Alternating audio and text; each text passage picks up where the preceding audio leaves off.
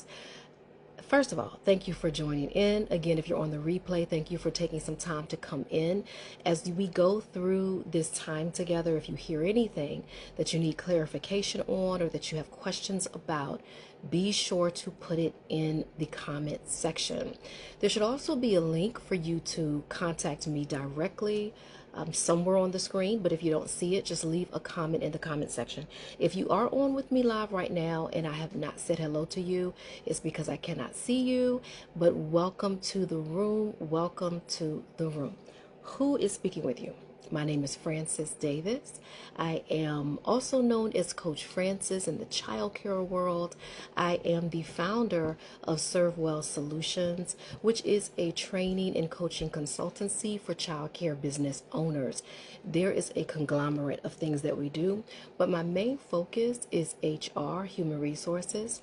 It is benefits for childcare business, for childcare employees, and customer service. Those are the three main focus groups or focus topics for this particular platform. So anything that you need regarding those three, more than likely you're going to get insight, tools, techniques, and strategies for right here, or of course on the website. I do recommend that you check out the website because there are some very informational blogs there, and attached to the blog is always going to be a resource that's going to help you get started quickly in whatever the topic of the blog was. And so I won't go into detail about those. I just want to encourage you to go over to the website servewellsolutions.com and check out what's available there for you, established solely for you as a child care business owner. So what are we talking about today? What we're going to talk about today is implementing a new or refreshing a current employee benefit package or program in your business. So listen, if you don't currently offer an employee benefit program, if you are offering it, but you want to maybe update it, upgrade it, or just find out what's available that you may not be doing, this live, I was going to say call, this live is for you. Let me just reiterate something again if you're listening, just to make sure you understand. If you are a childcare business owner, I don't care if you are operating from your home or if you are in a center-based program, you can offer, if you have one employee, you can offer employee benefits, irregardless to offering or the ability to offer health benefits, healthcare benefits, medical benefits, or 401k or retirement benefits.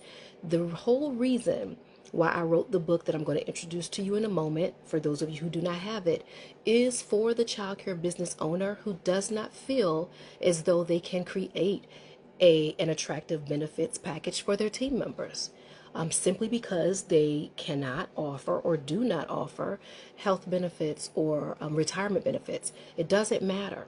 You can still offer an attractive employee benefit, which I highly recommend that you do, because according to statistics, more than half of employees or job applicants, you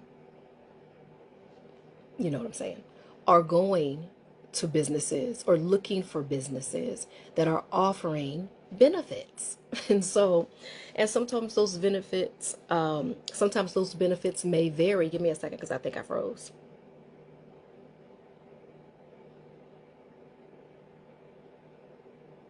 I did, but let me make sure. Hopefully, I'm just going to keep going and I'll fix all of that later, just in case I'm good on your end. I don't want you to have to wait. So I just wanted to clarify who this is for. So if you fit into those categories where you don't offer it, but you didn't know you could and you don't know how, or you do offer benefits, but you want to freshen them up a little bit, or just find out more about what's available or what your business can offer new applicants, new employees, or current employees that are already in your facility, then this is for you. Let's go ahead and get started. So I already mentioned the book. The book is called 49 Employee Benefits for Childcare Business Owners, for childcare businesses, I should say. Now, this book was released, I believe it was this year, I'm sorry. I was working on it a year or two ago. But it was released for publishing this year, earlier in the year. If you do not have it, I want to encourage you to go get it right away, because it's going to give you 49 different employee benefits, perks that you can offer to your childcare employees. It's just, it's absolutely amazing. And obviously, it's easy for me to say that because I wrote it. But as a childcare business owner, I have a history. My past is filled with those experiences. I'm telling you now, if I had understood all of this when I started, I would have been able to offer a much better experience to my employees. And so this has been a work of the heart. I also consider it a work of art. And so make sure that you get it. A lot of the benefits that you see here may be familiar to you, and there may be some that you're doing that you're not presenting as an actual benefit. And I want you to know that you can do that. This needs to be in writing. So some of you may be offering perks here and there for your team members, benefits here and there, but you're not presenting it as part of your benefits package. And I want you to consider doing that, especially as we get ready to go into 2025. So anyhow, let's go ahead and get into this portion of the book. I'm only going to talk about part 1.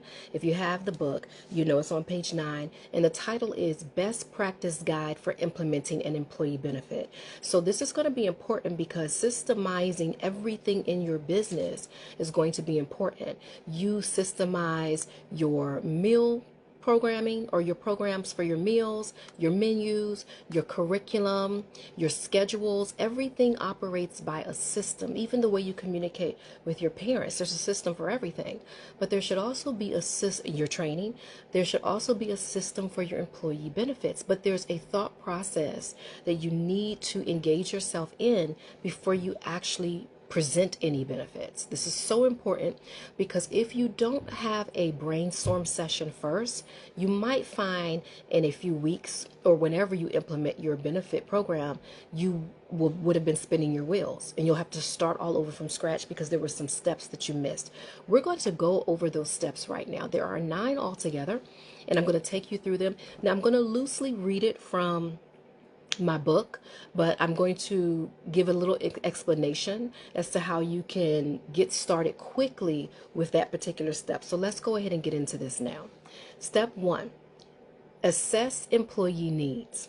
Start by understanding the needs and preferences of your employees. Consider conducting surveys or holding meetings to gather feedback on the types of benefits they value most and would like to see implemented. It is also wise to incorporate such questionnaires during onboarding. Not sure what to ask? We've got you covered. So when you get the book, you go to the end of the book, all survey questions that are strategic questions. There are a lot of questions that you can ask, but I was sure to include strategic questions for this purpose alone. You've got to ask the right questions in order to get the answers that are going to add value and help you to design an effective and efficient program. So number 1 just explains the importance of, number 1, asking the questions. Your current employees, you can ask them certain questions that's going to help you understand what your employees are looking for. That's going to be so important. And it's also going to prevent you from developing a benefits package that you like, that you would want. While that's important, it's more important that you develop a package that your employees want. Okay, and so just keep that in mind. That's why it's so important to ask questions. Number 2, research available options. Research the various types of benefits available and assess which ones align best with your employees' needs and your budget. This could include health insurance, retirement plans, wellness programs, flexible work arrangements, childcare assistance, professional development opportunities, and more. Although this book is focused on benefits and perks other than health insurance and retirement plans, they should still be considered and included in the research process. So let me just go over that again. You want to research all that is available. Now, there's a certain discussion I would like to go into with you concerning this, but it will have to be done on a different day because it is going into a different subject when it comes to offering benefits. And so just keep stay connected with me, because there's some things you may not be aware of that you could be offering to your employees that you're not even paying for. It's something that's available that you don't realize you have access to. So I'll get into that later, but the point is you need to research all available options. Now, this book is going to do a lot of that for you. Many of the benefits that are suggested in this book have links associated with them so that you can get more information on how to begin or to research further how this would benefit your business. And so researching is going to be super, super important. Number 3, set clear objectives. Define your objectives for implementing new benefits. Are you desiring to improve employee morale, attract and retain the best of the best, increase productivity, or achieve other specific goals? Setting clear objectives will guide your decision-making process and help you measure the success of the new benefits program. Do not skip this step. If you don't pay attention to what the needs are, or what your goal is, what you're trying to accomplish, you're not going to be able to put an effective program into place for your team members. So, and I'll give you an example, which really just came from what I just read. If your goal is retention, then your research is going to be based on attracting team members, the best of the best, who you can retain based on the benefits that you offer.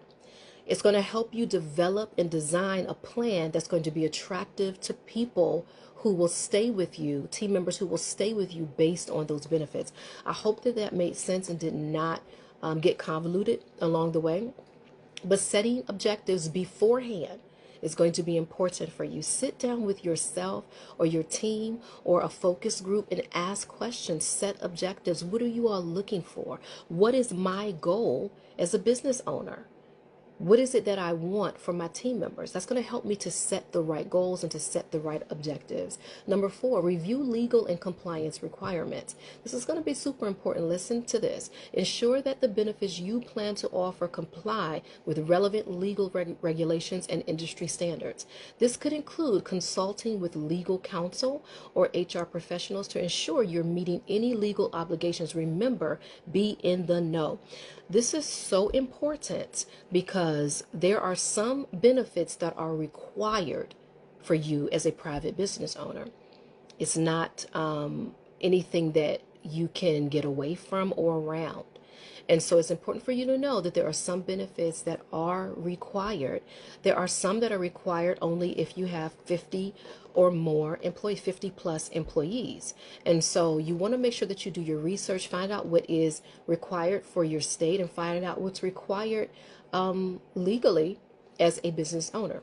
We do talk about that some in this book, as well as our the other book that we wrote pertaining to oh my goodness, HR. Excuse me, y'all.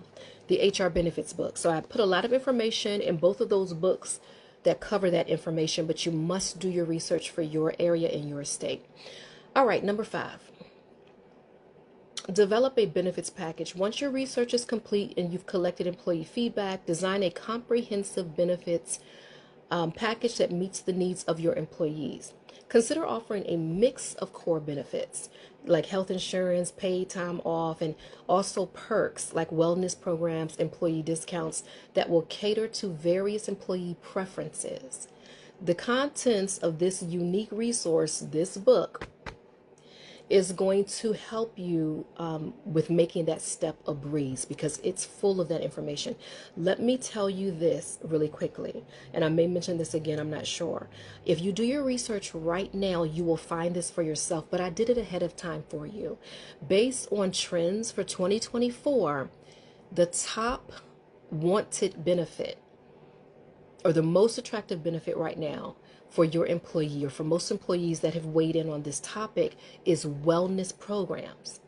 I'm looking at it from the resource that I pulled up for you. And again, this is based on trends for 2024. Mental health and well-being support. Let me say it again. Number 1 is mental health and well-being support.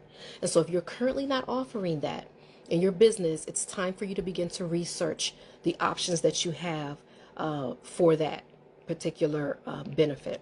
Mental health benefits such as access to therapy and wellness programs are increasingly important as employees place a high value on emotional health and work-life balance. We talk about those two subjects in this book. There's a whole chapter or portion. There's a whole portion about work-life balance in the book. If you already have it, you already know that. Now on this list are 6 items. It's not until you get to the 6th item where employees are requesting healthcare options. And so I'm just saying this to say to you that not every employee is looking for healthcare benefits per se. Some may have private care.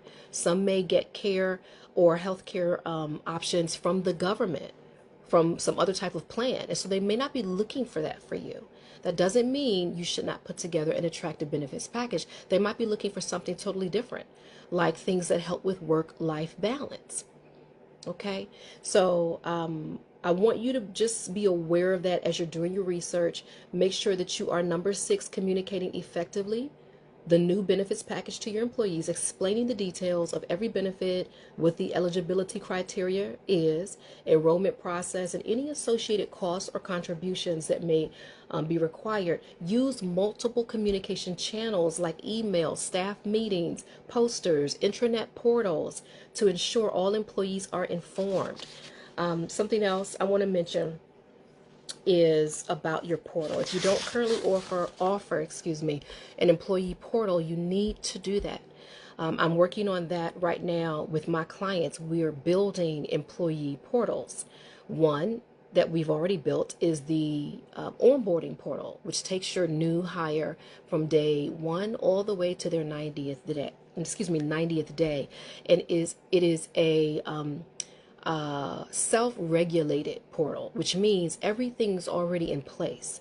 They're not going to need you to be present with every training they take, with every classroom observation that they do, with every question that they may have, because your portal is going to set them up for success. And so if you need assistance building that out, definitely schedule some time for us to talk on the website by scheduling a date.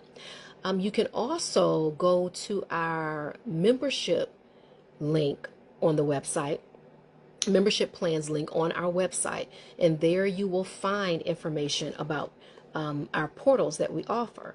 If you join our membership program for HR, you automatically get, as part of your membership plan, a 90-day, some of you may call this probationary period. I don't, as I've said 1,000 times. I call it the onboarding period, or onboarding in general, because that's exactly what you're doing, is you're preparing your team members to be successful in your business. And onboarding requires that you train, and that you prepare them.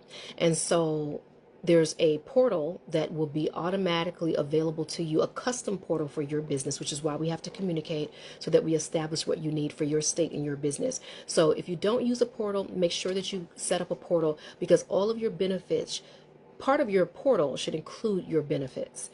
Okay, number 7, provide training and support. Offer training sessions or resources to help employees understand how to access and utilize the new benefits effectively. This may include providing guidance on enrolling in various plans, accessing wellness programs, or utilizing flexible work arrangements. Automating this process will prove to be more efficient. I just talked to you about the onboarding program. This will automate this experience for them, including your benefits that you're going to be offering. So, provide training and support. And as I always share and train my clients to do, create videos with everything that you offer so that you can upload them into the portal. And if you have a team member that has a question about anything, all they have to do is go check out your training video pertaining to that subject. All right, number 8, we're almost done. We have one more. Number 8, monitor and evaluate. Continuously monitor the effectiveness of the new benefits program and gather feedback from employees to identify areas of improvement. This is going to be so important, and I've talked to you about feedback already here on this live, but collecting feedback in the beginning And along the way, it's going to help you know what to keep and what to disregard or discontinue. So you want to make sure that you are tracking the key metrics that are going to be important for you to track, which include employee satisfaction, retention rates, productivity levels, and participation in benefits programs to assess the impact of the new benefits on your childcare business. So you want to use sample survey tools that are in the back of this book. So you won't have to come up with the questions that you need to ask. The strategic questions have already been developed and they're in the back of the book. This is going to be important because it's going to help you to fine tune your benefits package going forward. All right, and lastly, number 9, adjust as needed. Be flexible and willing to adjust the benefits package based on feedback and changes or changing needs within your organization. Periodically review and update the benefits offerings to ensure they remain relevant and competitive in the marketplace. There you have it. Those are the 9 steps found in the 49 employee benefits 49 employee benefits for childcare businesses book. Make sure that you go and get this book right away. It's going to definitely assist you as you begin to build or improve your employee benefits package. Listen, one more announcement I want to make. I'm going to be offering a webinar built solely around this book, 49 employee benefits, where I'm going to actually dive into the benefits. I was receiving questions about some of the benefits that were in the book. One of the popular ones was the payroll loan. I'm sorry, not loan. It's because it's not a loan. Yeah, what am I saying? I'm sorry, y'all. I'm reading at the same time that I'm speaking to you. Forgive me. The payroll loan for your employees. A lot of questions came in about that one. And I promise you, it's definitely something you're going to want to be in the room to hear about. It is totally doable. I did this in my school, and you have to do your research and you have to be strategic about putting the plan together so that it is going to benefit you and your team members.